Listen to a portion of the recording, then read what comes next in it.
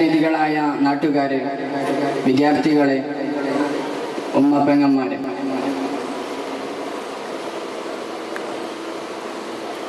വിശ്വത്തിന് വിശാല കാഴ്ചപ്പാടോടുകൂടി വിശ്വാസത്തിന്റെ നെറുകയിലേക്ക് ലോകസമൂഹത്തെ പിടിച്ചുയർത്തിയ ഹബീബായ മുഹമ്മദുർ റസൂലുള്ളാഹി സ്വല്ലല്ലാഹു അലൈഹി വസല്ലമ തങ്ങളുടെ ജന്മദിനം ലോകമൊട്ടുക്കുമുള്ള മുസ്ലിങ്ങൾ സന്തോഷത്തോടെ, ആവേശത്തോടെ, അതിലുപരി ആത്മാർപ്പണത്തോടെ കൊണ്ടാടുന്ന ഈ നിമിഷത്തിൽ അതിലൊരു കണ്ണി ചേരാൻ ഞാനും ആഗ്രഹിക്കുകയാണ്. നാഥൻ തൗഫീഖ് നൽകുമാറാവട്ടെ.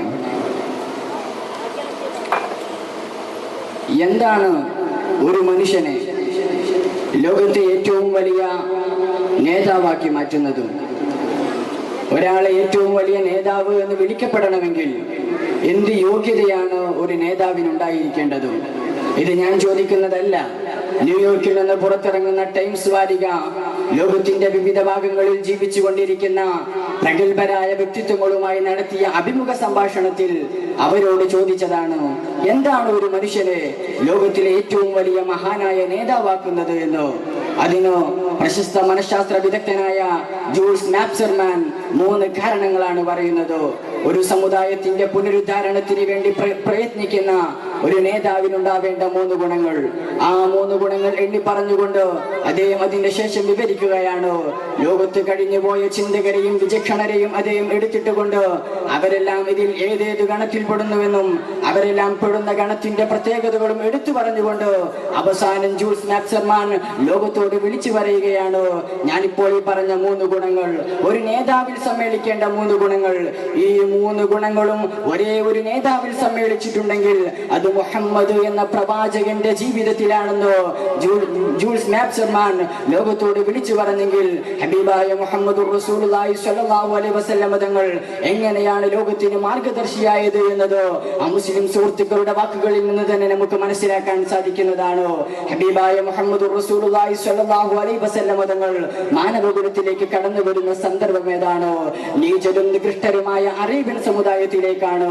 തനിക്ക് പിറന്നത് പെൺകുഞ്ഞാണെന്നറിഞ്ഞാൽ അപമാനബോധം സഹിക്കവയ്യാതെ പെൺകുഞ്ഞിനെ ജീവനോടെ കുഴിച്ചു മൂടിയ ഒരു സമൂഹത്തിലേക്ക്, മൃഗം മതിൽ ചാടിയതിന്റെ പേരിൽ വർഷങ്ങളോളം യുദ്ധം ചെയ്ത ഒരു സമൂഹത്തിലേക്ക്, താൻ മരിച്ചാൽ മുന്തിരി വള്ളിച്ചുവട്ടിൽ മറമാടാൻ വസിയ്യത്ത് ചെയ്ത മദ്യചഷകത്തിന് അടിമകളായ ഒരു സമൂഹത്തിലേക്കാണ് വിജ്ഞാനത്തിന്റെയും സാഹോദര്യത്തിന്റെയും ഐക്യത്തിന്റെയും 1000 പൊൻകിരണങ്ങൾ പായിച്ചുകൊണ്ട് ഹബീബായ മുഹമ്മദുർ റസൂലുള്ളാഹി സ്വല്ലല്ലാഹു അലൈഹി വസല്ലം തങ്ങൾ കടന്നു വരുന്നത്. അന്ന് ലോക സമൂഹത്തെ എടുത്തു നോക്കുമ്പോൾ ഏറ്റവും നീചരും നികൃഷ്ടരുമായിരുന്ന അറേബ്യൻ സമുദായത്തെ കേവലം 23 വർഷങ്ങൾ കൊണ്ട് ലോകത്തിന് തന്നെ മാതൃകയാക്കുവാൻ പാകത്തിൽ ഹബീബായ മുഹമ്മദുർ റസൂലുള്ളാഹി സ്വല്ലല്ലാഹു അലൈഹി വസല്ലം തങ്ങൾ പരിവർത്തനപ്പെടുത്തിയെടുത്തു. അങ്ങനെ അറബിയും കാട്ടറബിയും കറുത്തവനും വെളുത്തവനും പാർഷിയും അറബിയും എല്ലാം ഒരേ കുടക്കീയിൽ നിറയുന്നത് വരെ ഹബീബായ റസൂലുള്ളാഹി സ്വല്ലല്ലാഹു അലൈഹി വസല്ലം തങ്ങൾ അതാ അറേബ്യൻ ഉപഭൂഖണ്ഡത്തെ സംസ്കരിക്കുകയാണ്. മാത്രമല്ല, ദൈവം പരമോന്നതൻ എന്ന സിദ്ധാന്തവും തനിമയാർന്ന സാമൂഹിക വീക്ഷണവും മൂലം ഇന്ത്യ മുതൽ അറ്റ്ലാന്റിക് തീരം വരെ ഒരൊറ്റ നൂറ്റാണ്ടിനിടയ്ക്ക് ഇസ്ലാം പ്രചരിച്ചു. ഇസ്ലാം കടന്നു ചെന്ന സ്ഥലങ്ങളിലൊന്നും ഒരൊറ്റ സൈനികാക്രമണവും അവിടുത്തെ ജനങ്ങൾക്കെതിരെ ഇസ്ലാം നടത്തിയിട്ടില്ല. പിന്നെങ്ങനെയാണ് ആരാലും നിർവചിക്കാൻ കഴിയാത്ത അനുവചനീയമായ സ്ഥാനങ്ങൾ ഇസ്ലാമിന് ലോക ചരിത്രത്തിൽ നേടിയെടുക്കാൻ കഴിഞ്ഞത്? അതിന്റെ ഉത്തരം വളരെ ലളിതമാണ്. ഹബീബായ മുഹമ്മദുർ റസൂലുള്ളാഹി സ്വല്ലല്ലാഹു അലൈഹി വസല്ലം തങ്ങൾ ലോകത്ത് ഉയർത്തിപ്പിടിച്ച സന്ദേശം, ആ സന്ദേശത്തിന്റെ കിരണങ്ങളാണ് ലോകത്ത് ഇസ്ലാമിന് പ്രസരണം നൽകിയത്. ഹബീബായ റസൂലുള്ളാഹി സ്വല്ലല്ലാഹു അലൈഹി വസല്ലം തങ്ങളുടെ നേതൃത്വത്തിലുള്ള ഇസ്ലാമിക ദഅവത്ത് അത് സാമൂഹികമായും സാമ്പത്തികമായുമുള്ള ലോകത്തെ വ്യവസ്ഥിതികളെ മാറ്റിമറിക്കുകയാണ്. അതുവരെ ഭൂഷായുസത്തിന്റെയും അനുബന്ധ വ്യവസ്ഥിതികളുടെയും അടിമയിലായിരുന്ന ലോക ജനത സ്വാതന്ത്ര്യത്തിന്റെ പറുദീസയിലേക്ക് പാറിയുയരുകയാണ്. മാത്രമല്ല, കഠിനമായ നികുതികളുടെയും നിബന്ധനകളുടെയും നിയന്ത്രണത്തിൽ അടിഞ്ഞമർന്നിരുന്ന അറേബ്യൻ സമുദായത്തെയും ലോകത്തെയും ഹബീബായ റസൂലുള്ളാഹി സ്വല്ലല്ലാഹു അലൈഹി വസല്ലം തങ്ങൾ അതാ സംസ്കരിച്ചെടുക്കുകയാണ്. ബഹുമാനപ്പെട്ട ഉമർ ഇബ്നുൽ ഖത്താബ് റളിയല്ലാഹു അൻഹു, അറിയില്ലേ ആരാണ് ഉമർ ഇബ്നുൽ ഖത്താബ് തങ്ങൾ? ഇസ്ലാമിന്റെ 2ാമത്തെ ഖലീഫയായ ഉമർ തങ്ങൾ റസൂലുള്ളാഹിയുടെ സദസ്സിൽ വന്നുകൊണ്ട് പറഞ്ഞു, ഹബീബേ, ഞാൻ എന്റെ ജീവിതത്തിൽ ഒരുപാട് തെറ്റുകൾ ചെയ്തിട്ടുണ്ട്.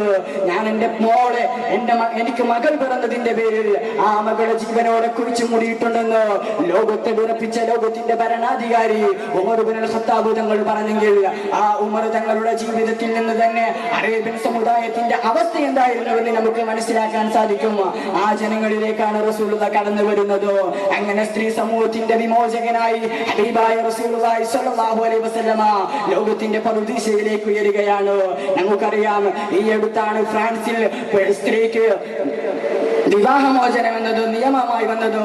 ഈ അടുത്താണ് 20-ാം നൂറ്റാണ്ടിന്റെ ആദ്യ ശതകത്തിലാണ് ഇറ്റലിയിൽ പെണ്ണിന് സ്വത്താവകാശം അനുവദിച്ചതെങ്കിൽ ഈ പറഞ്ഞ രണ്ട് കാരണങ്ങളും 14 നൂറ്റാണ്ടുകൾക്ക് മുമ്പ് അറേബ്യയുടെ മണലാരണ്യത്തിൽ ഹബീബായ റസൂലുള്ളാഹി സ്വല്ലല്ലാഹു അലൈഹി വസല്ലം തങ്ങൾ സ്ത്രീ വിമോചനത്തിന് വേണ്ടി കൊണ്ടുവന്ന നടപടികളാണ്.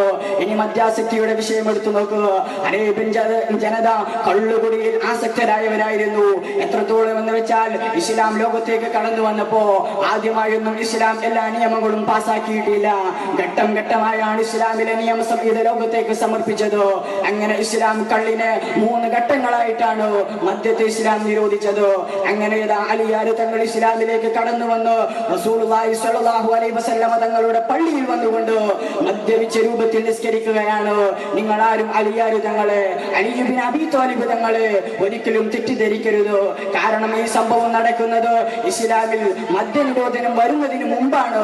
അങ്ങനെ അലി ഇബ്നു അബീ ത്വാലിബ് റളിയല്ലാഹു അൻഹു നിസ്കാരത്തിൽ മദ്യപിച്ച് നിസ്കാരം തെറ്റിപ്പോകുന്ന രൂപത്തിലേക്ക് ആപതിച്ചിരുന്നു.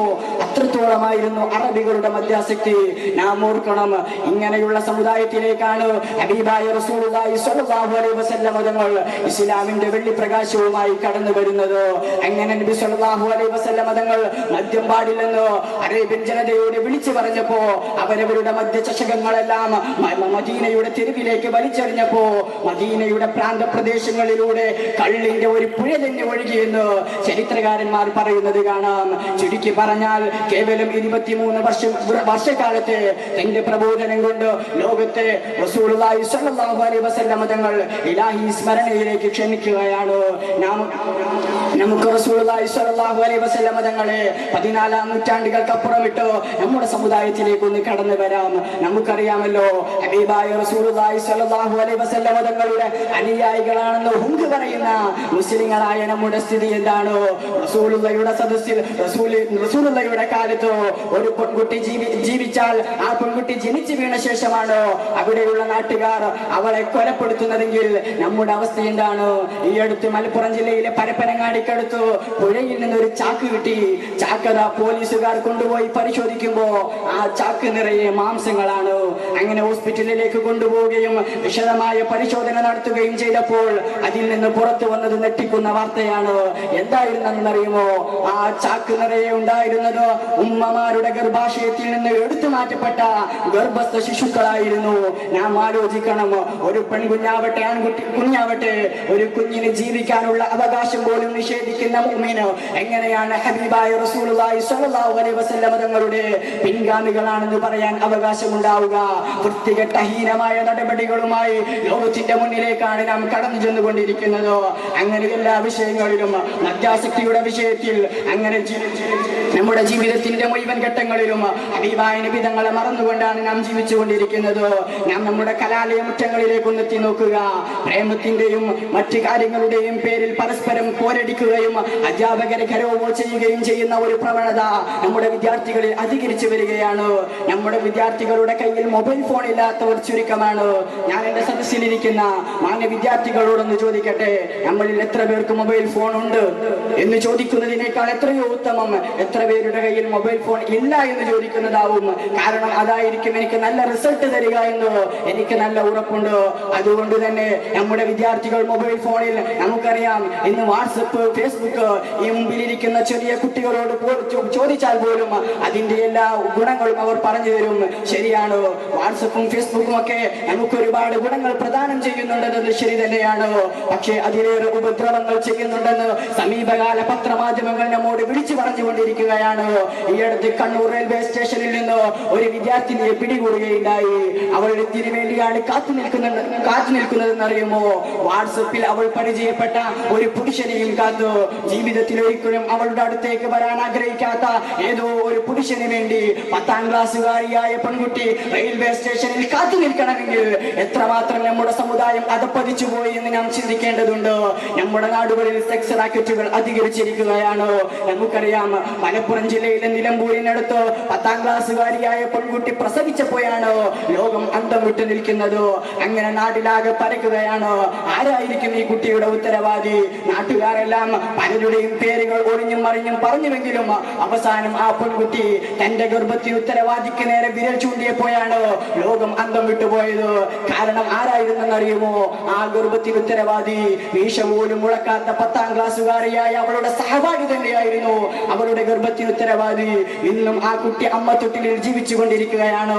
അച്ഛന് നേരെ നോക്കി, ഉപ്പയുടെ നേരെ നോക്കി ഇതെന്റെ ഉപ്പയാണെന്ന് പറയാനുള്ള അവകാശം പോലും ഇല്ലാതെ ആ കുഞ്ഞിന് അമ്മ തൊട്ടിലിൽ ജീവിച്ചു കൊണ്ടിരിക്കുകയാണ്. നമുക്ക് ഹബീബിന്റെ പിന്മുറക്കാരാണെന്ന് പറയാൻ എന്ത് അർഹതയാണുള്ളത്?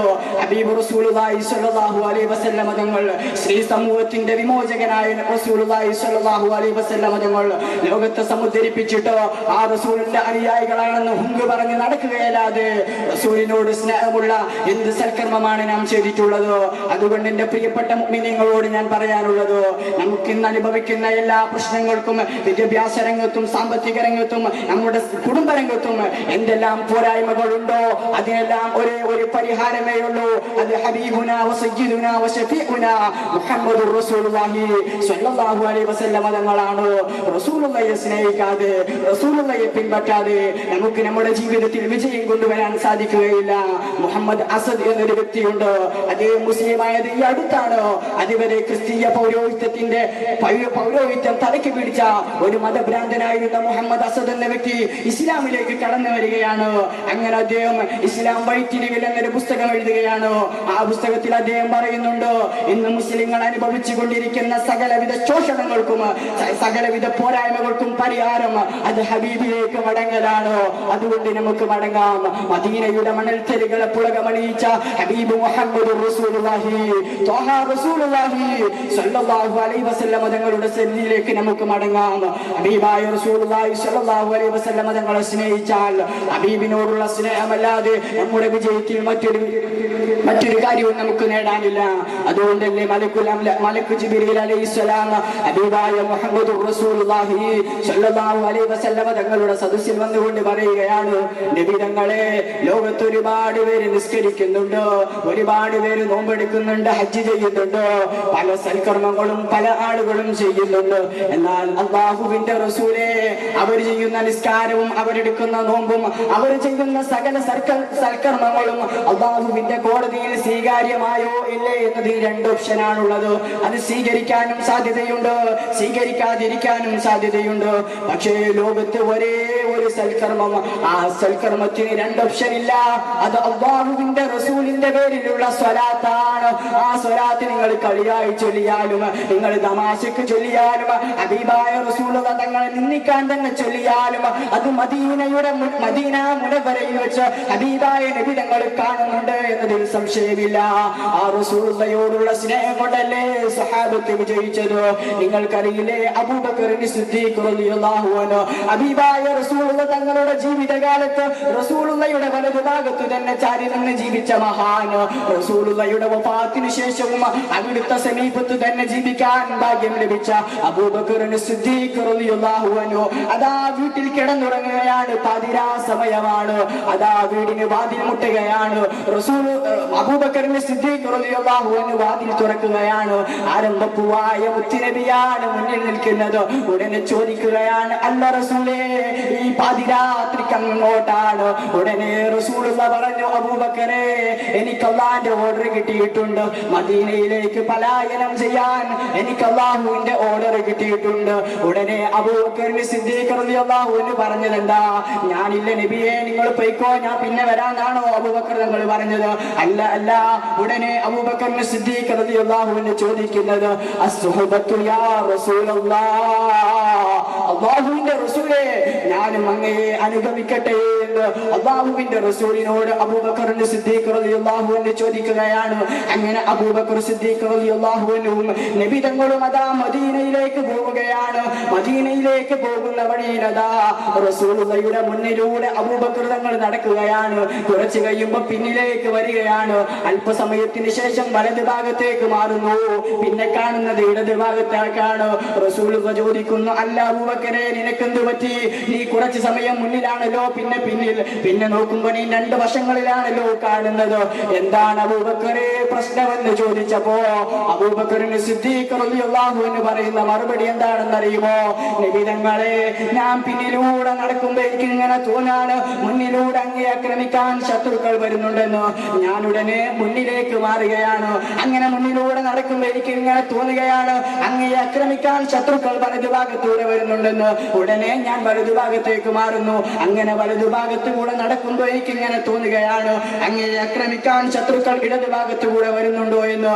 ഉടനെ ഞാൻ ഇടതുഭാഗത്തേക്ക് മാറുകയാണ്. അങ്ങനെ റസൂലിന് ചുറ്റും വലയം സൃഷ്ടിച്ചുകൊണ്ട് അബൂബക്കറിന് സിദ്ദീഖ് റളിയല്ലാഹു അൻഹു ജീവിതത്തിന്റെ സോപാനങ്ങളിലേക്ക് ഉയർന്നത് ചരിത്രം സാക്ഷിയല്ലേ? കഴിഞ്ഞില്ല, ഓർത്തവർ കയറണം. റസൂലുള്ള ക്ഷീണിതനാണ്. റസൂലുള്ള പറഞ്ഞു, അബൂബക്കറെ എനിക്ക് നീ കയറാൻ കഴിയില്ല. അബൂബക്കറിന് മറ്റൊന്നും ചിന്തിക്കാനില്ല. ബഹുമാനപ്പെട്ട സിദ്ദീഖുൽ അക്ബർ റളിയല്ലാഹു അൻഹു റസൂലുള്ളാഹിയെ തന്റെ മാറിടത്തിലേക്ക് ചേർത്തി വെക്കുകയാണ്. മാതാവ് തന്റെ കുഞ്ഞിനെ തന്റെ മാറിടത്തിലേക്ക് ചേർത്തി വെക്കുന്നത് പോലെ അബൂബക്കർ സിദ്ദീഖ് റളിയല്ലാഹു അൻഹു അതാ ഹബീബായ നബി തങ്ങളെ തന്റെ ചുമലിലേക്ക് എടുത്തു വെക്കുകയാണ്. എന്നിട്ട് ഓർത്തവർ കയറുകയാണ്. നിങ്ങൾ ആലോചിച്ച് നോക്കണം, എന്റെ മുമ്പിൽ ഇരിക്കുന്നവരിൽ ആജിമാരുണ്ടെന്നാണ് എന്റെ വിശ്വാസം. ഓർത്തവർ ഗുഹ എന്നത് എത്ര പ്രയാസമാണ് കയറാൻ. ഇന്നവിടെ സ്റ്റെപ്പുകൾ ഇട്ടിട്ടുണ്ടെങ്കിലും ആ സ്റ്റെപ്പുകൾ ചവിട്ടി കയറാൻ തന്നെ എത്ര ബുദ്ധിമുട്ടാണ്.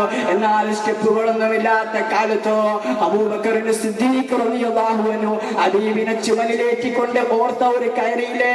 കഴിഞ്ഞില്ല, ഓർത്തവറിനുള്ളിലെത്തുകയാണ്. ഉടനെ അബൂബക്കർ തങ്ങൾ ചിന്തിക്കുന്നത് എന്താണ്? ഈ മാളത്തിനുള്ളിൽ ഒരുപാട് ക്ഷുദ്രജീവികൾ ഉണ്ടാവും. അവർ റസൂലിനെ ആക്രമിക്കാൻ സാധ്യതയുണ്ട്. അതൊരിക്കലും പാടില്ലെന്ന് മനസ്സിലാക്കിയ അബൂബക്കർ സിദ്ദീഖ് റളിയല്ലാഹു അൻഹു തന്റെ തുണിയുടെ ശീലകഷ്ണങ്ങൾ ചീന്തിയെടുത്തുകൊണ്ട് അവിടെയുള്ള സകലവിധ ദ്വാരങ്ങളും അടയ്ക്കുകയാണ്. അവസാനം ഒരു ദ്വാരം മാത്രം ബാക്കിയാവുമ്പോ സിദ്ദീഖുൽ അക്ബർ തന്റെ കാലിന്റെ വിരൽ പൊന്തിച്ചുകൊണ്ട് തള്ളവിരൽ ആ ദ്വാരത്തിലേക്ക് അമർത്തി വെക്കുകയാണ്. ഹബീബായ നബി തങ്ങൾ അപ്പോൾ നിദ്രയിലാണ്. റസൂലുള്ള ഉറക്കിലാണ്. ഉടനെ ആ മാളത്തിൽ നിന്നൊരു പാമ്പതാ സിദ്ദീഖ് റളിയല്ലാഹു അൻഹുവിനെ കൊത്തുകയാണ്. ഉഗ്രവിഷമുള്ള പാമ്പാണ്. മഹാനവറുകൾ വേദന കൊണ്ട് പുളയുകയാണ്. പക്ഷേ എന്റെ മടിയിൽ കിടക്കുന്ന എന്റെ റസൂലിനെ ഒരിക്കലും ബുദ്ധിമുട്ടാക്കാൻ പാടില്ലെന്ന് മനസ്സിലാക്കിയ സിദ്ദീഖ് റളിയല്ലാഹു അൻഹു അവിടെ നിന്ന് കാലെടുക്കുന്നില്ല. പക്ഷേ വേദനയുടെ കാഠിന്യം കൊണ്ട് മഹാനവറുകളുടെ കണ്ണിൽ നിന്നതാ കണ്ണുനീരൊഴുകുകയാണ്. അത് റസൂലുള്ളാഹിയുടെ തിരുമുഖത്തങ്ങ് പതിച്ചപ്പോ നബി തങ്ങൾ എണീറ്റ് ചോദിക്കുകയാണല്ല അബൂബക്കറെ, എന്തിനാണ് നീ കരയുന്നത്? ഉടനെ അബൂബക്കർ തങ്ങൾ കാര്യം പറയുകയാണ്. റസൂലുള്ള തന്റെ ശറഫാക്കപ്പെട്ട ഉമിനീരെടുത്തുകൊണ്ട് അബൂബക്കർ തങ്ങളുടെ മുറിവിലങ്ങ് വെച്ചപ്പോ ആ രോഗം സുഖപ്പെടുകയാണ്. അങ്ങനെയാണ് അബൂബക്കർ തങ്ങൾ വിജയിച്ചത്. നാം ഇവിടെ മനസ്സിലാക്കേണ്ട മറ്റൊരു കാര്യമുണ്ട്. നാം അബൂബക്കർ തങ്ങളുടെ സ്നേഹം പറഞ്ഞല്ലോ, അവിടെ നാം കാണാതെ പോകുന്ന ഒരു സ്നേഹമുണ്ട്. ആരുടെ സ്നേഹമാണെന്ന് അറിയുമോ? ആ മാളത്തിൽ ഒളിച്ചിരുന്ന പാമ്പ് എത്രയോ വർഷങ്ങളായി ആ മാളത്തിൽ ഒളിച്ചിരിക്കുകയാണ്. ലോകത്തിന്റെ നേതാവിനെ കാണാൻ ഹബീബായ മുഹമ്മദ് റസൂലുള്ളാഹി സ്വല്ലല്ലാഹു അലൈഹി വസല്ലമയുടെ തിരുമുഖം ഒന്ന് കാണാൻ എത്രയോ വർഷങ്ങളായി ആ മാളത്തിനുള്ളിൽ ഒളിച്ചിരിക്കുന്ന പാമ്പ് തനിക്കൊരു സുവർണാവസരം വന്നപ്പോ അതിന് വിഘ്നം സൃഷ്ടിച്ച കാലിനെ നോക്കി കൊത്തുകയല്ലാതെ ആ പാമ്പിന് മുന്നിൽ മറ്റൊരു മാർഗമുണ്ടായിരുന്നില്ല. അതുകൊണ്ടാണ് ആ പാമ്പ് കൊത്തിയത്. റസൂലിനോടുള്ള സ്നേഹം കൊണ്ടാണ്, ആ മുഖം ഒന്ന് കാണാനുള്ള പൂതി കൊണ്ടാണ്. അതുകൊണ്ട് എന്റെ പ്രിയപ്പെട്ട മുഅ്മിനീങ്ങളെ, ലോകത്ത് ഏതെല്ലാം ജീവികളുണ്ടോ മാൻ റസൂലുള്ളാഹിയോട് വന്ന് സങ്കടം പറഞ്ഞില്ലേ? ഒട്ടകം റസൂലിന്റെ ഹദറത്തിൽ വന്ന് സാഷ്ടാംഗം നമിച്ചില്ലേ? അങ്ങനെ സർവ്വജീവികളും ഹബീബായ റസൂലുള്ളാഹി സ്വല്ലല്ലാഹു അലൈഹി വസല്ലം തങ്ങളുടെ ജീവിതത്തിന് മുന്നിൽ റസൂലുള്ളാഹിയുടെ സ്നേഹത്തിന് മുന്നിൽ കീഴ്പ്പെട്ടവരാണ്. ഞാൻ നിർത്തുകയാണ്. നമുക്കറിയാമല്ലോ റസൂലുള്ളാഹി സ്വല്ലല്ലാഹു അലൈഹി വസല്ലമ തങ്ങളോട് നമുക്ക് സ്നേഹം പ്രകടിപ്പിക്കൽ എങ്ങനെയാണ്? റസൂലുള്ളാഹിയോട് ഒപ്പം ജീവിച്ച മഹാന്മാരായ സ്വഹാബത്ത്, അവർ ലോകത്തിന്റെ ഉന്നത പദവിയിലേക്ക് കയറിപ്പോയവരാണ്. അവർ നബി സ്വല്ലല്ലാഹു അലൈഹി വസല്ലമ തങ്ങളോടുള്ള സാമീപ്യം കൊണ്ട് ലോകത്ത് വിജയം കൈവരിച്ചവരാണെങ്കിൽ ഒരിക്കലും നമുക്ക് ആ സാമീപ്യം കിട്ടിയിട്ടില്ല. പിന്നെങ്ങനെയാണ് റസൂലിനോടുള്ള സ്നേഹം ഞാൻ പ്രകടിപ്പിക്കുക? നേരത്തെ ഇവിടെ ഉസ്താദ് പറഞ്ഞതുപോലെ ഹബീബ് റസൂലുള്ള തങ്ങൾ ലോകത്ത് ബാക്കി വെച്ചു പോയ റസൂലുള്ളാഹി സ്വല്ലല്ലാഹു അലൈഹി വസല്ലമ തങ്ങളുടെ അനന്തര സ്വത്താണ് ഇൽമ് പഠിക്കുക എന്നുള്ളത്. ആ ഇൽമ് പഠിക്കൽ റസൂലുള്ളാഹിയോടുള്ള സ്നേഹമാണ്. റസൂലുള്ള കൊണ്ടുവന്ന നിസ്കാരം നിർവഹിക്കൽ റസൂലുള്ളാഹിയോടുള്ള സ്നേഹമാണ്. ഈ കൂടിയിരിക്കുന്ന ജനസഞ്ചയം അത് ഹബീബിനോടുള്ള സ്നേഹമാണ്. അങ്ങനെയാണ് റസൂലുള്ളാഹിയോട് നാം സ്നേഹം പ്രകടിപ്പിക്കേണ്ടത്. അതിലൂടെയേ നമുക്ക് വിജയിക്കാൻ സാധിക്കുകയുള്ളൂ. ഒരു ചെറിയ സംഭവം കൂടി പറഞ്ഞ് ഞാൻ എന്റെ പ്രസംഗം ഉപസംഹരിക്കാം. അതാ ഇസ്ലാമിക ലോകത്ത്, ഇസ്ലാമിക കർമ്മശാസ്ത്ര രംഗത്ത് തത്തുല്യമില്ലാത്ത ഒരുപാട് സമർപ്പണങ്ങൾ സമർപ്പിച്ച ഇസ്ലാമിക കർമ്മശാസ്ത്ര രംഗത്തെ മഹാപണ്ഡിതനായ ബഹുമാനപ്പെട്ട ഇമാമുന ശാഫിഈ റളിയല്ലാഹു അൻഹു ലോകത്തോട് വിട പറയുകയാണ്.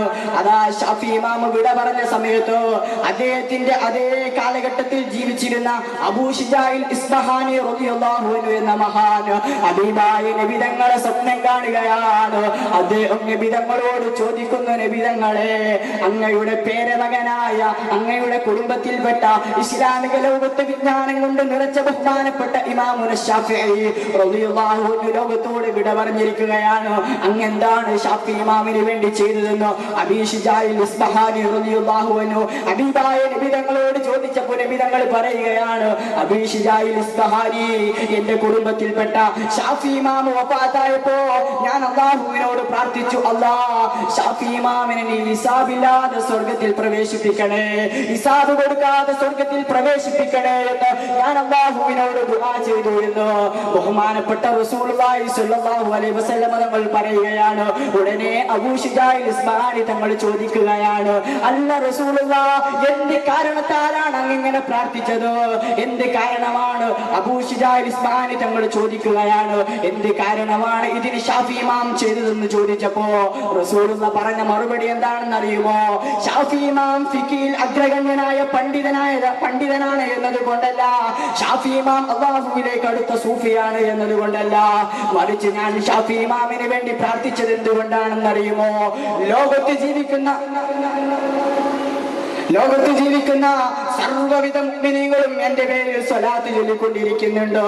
ലോകത്തുള്ള മുഅ്മിനീങ്ങളെല്ലാം എന്റെ പേരിൽ സ്വലാത്ത് ചൊല്ലുമ്പോ ഇമാമുന ശാഫിഈ റളിയല്ലാഹു അൻഹു അവരാരും ചൊല്ലാത്ത ഒരു പ്രത്യേകമായ സ്വലാത്ത് എന്റെ പേരിൽ ചൊല്ലിയത് കൊണ്ടാണ് ഷാഫി ഇമാമിന് വേണ്ടി ഞാൻ പ്രാർത്ഥിച്ചതെന്ന് ഹബീബുനാ വസയ്യിദുനാ വശഫീഉനാ മുഹമ്മദുർ റസൂലുള്ളാഹി സ്വല്ലല്ലാഹു അലൈഹി വസല്ലം തങ്ങൾ പറയുകയാണ്.